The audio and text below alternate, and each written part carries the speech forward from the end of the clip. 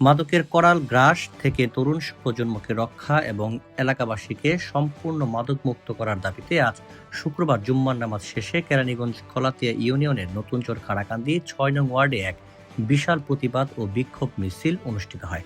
উপস্থিত হয়েছেন আমাদের মন একটাই উদ্দেশ্য, সেটা হইল আমাদের এই এলাকা থেকে আমরা মাদক মুক্ত করব, তাই না? সবাই বুঝছেন না দাদা? সবাই আমরা একমত আছি না? আমার এই এলাকার ভিতরে আমাদের ছেলে, আমাদের ভাই, আমাদের বন্ধু, আমাদের বান্ধব যারা আছে তারা এই কাজগুলা করে, তাই না?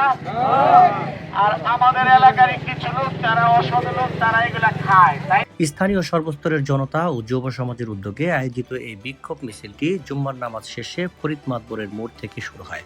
এরপর মিছিলটি খানকা মাদানীনগর এবং চিতাখোলা এলাকায় প্রদক্ষিণ করে মুজিবরের বাড়ির সামনে গিয়ে শেষ হয়।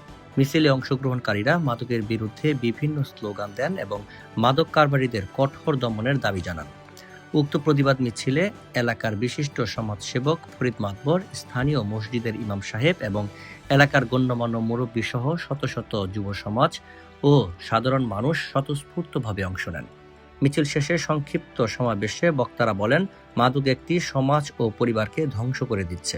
আমাদের শান্ত নতুনচর খাড়াকান্দিতে কোনো প্রকার মাদকের ব্যবসা বা সেবন চলতে দেওয়া হবে না। বক্তারা তরুণ সমাজকে মাদকের হাত থেকে বাঁচাতে প্রশাসন ও এলাকাবাসীকে ঐক্যবদ্ধভাবে কাজ করার আহ্বান জানান এবং দ্রুত সময়ের মধ্যে কলাতিয়া ইউনিয়নকে মাদক মুক্ত করার হুঁশিয়ারি দেন।